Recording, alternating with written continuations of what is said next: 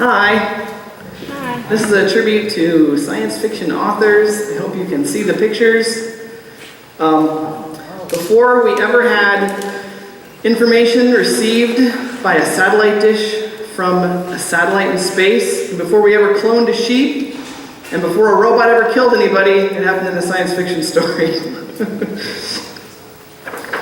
Mary Shelley wrote Frankenstein by candlelight with a bottle of wine. Robert Louis Stevenson, a pretty cool guy, wrote The Strange Case of Dr. Jekyll and Mr. Hyde. The first dinosaur story, The Lost World by Sir Arthur Conan Doyle, who also created Sherlock and his brilliant foil. The first trip to the moon, did you know? The Unparalleled Adventure by Edgar Allan Poe. Charles Dickens' A Christmas Carol explored possibilities of time travel. And Jules Verne, in 1863, wrote Paris in the 21st Century, Around the World in 80 Days, and 20,000 Leagues Underneath the Sea. The War of the Worlds was by H.G. Wells that inspired some panic and fainting spells. Then take author Arthur C. Clarke. My mom would say, Isaac, don't read in the dark. Isaac Asimov wrote The Robot Laws. Paul Anderson and Robert Heinlein became X-1 and the EC Comics line. I stay awake at night, it makes me weep. Do androids dream of electric sheep? That's by Philip K. Dick. And Ray Bradbury in 1953 wrote The Veldt, which proposed a kind of holodeck and fascinated me, and it's about children killing their parents.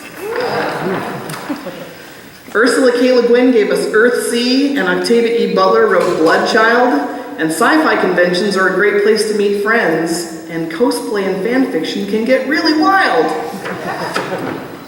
Frank Herbert wrote Dune, Buckminster Fuller, 9 Chains to the Moon. A Dyson Sphere appeared in Olaf Stapleton's Star Maker series, and Hugh Everett III proposed the many worlds theories. Then take Carl Sagan, don't stand there gawking. He wrote Contact. He was friends with Kip Thorne and a fellow named Stephen Hawking.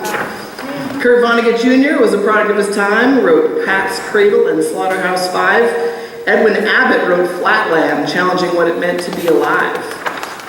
Gene Roddenberry, whoa, he had an optimistic vision indeed, of a post-scarcity utopian society exploring the galaxy.